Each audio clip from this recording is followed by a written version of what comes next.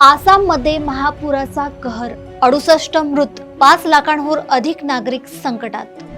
763 गाव पाण्याखाली, बचावासाठी सैन्य, एनडीआरएफ आणि वायुदलाची धाव. नद्यांचा रौद्रावतार सुरूच, शेती, जनावरे आणि हजारो कुटुंबाचे मोठे नुकसान.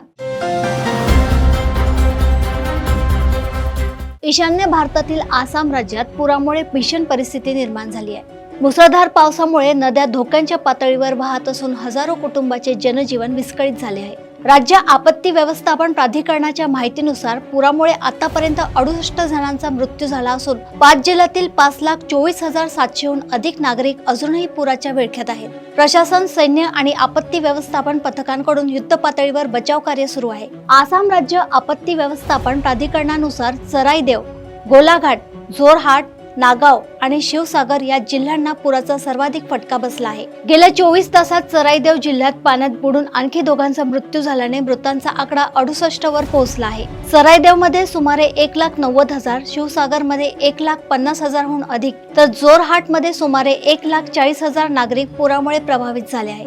शनिवारी बाधितांची संख्या सुमारे 6,55,000 होती. त्यानंतर काही भागात पाणी ओसरल्याने परिस्थितीत किंचित सुधारणा झाली असली तरी मोठ्या प्रमाणावर नागरिक अद्याप संकटात आहे. पुराचा फटका केवळ नागरिकांनाच नव्हे तर शेती, पशुधन आणि सार्वजनिक पायाभूत सुविधांना बसला आहे.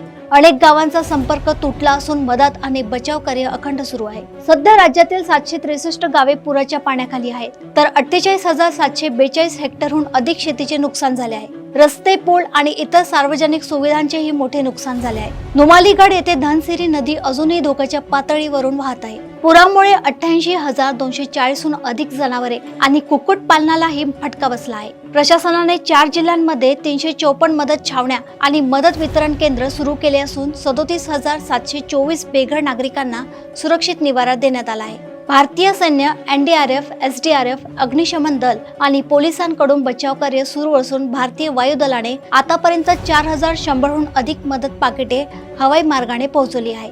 250 एनडीआरएफ जवान, 36 एनडीआरएफ बोटी, 65 एसडीआरएफ व अग्निशमन दलाच्या बोटी, 3 सैन्यांच्या बोटी आणि माजुली परिसरातून आणलेल्या 82 स्थानिक बोटींच्या सहाय्याने बचाव आणि मदत कार्य वेगाने सुरू आहे. आसाममधील पूरस्थिती अद्याप पूर्णपणे नियंत्रणात आलेली नाही. अनेक भागात पाणी कायम असून हजारो नागरिक मदत छावण्यांमध्ये आश्रय घेत आहेत. प्रशासनाने सतर्कतेचा इशारा कायम ठेवला असून पाणी ओसरेपर्यंत बचाव आणि मदत कार्य सुरू राहणार असल्याचे स्पष्ट करण्यात आले आहे.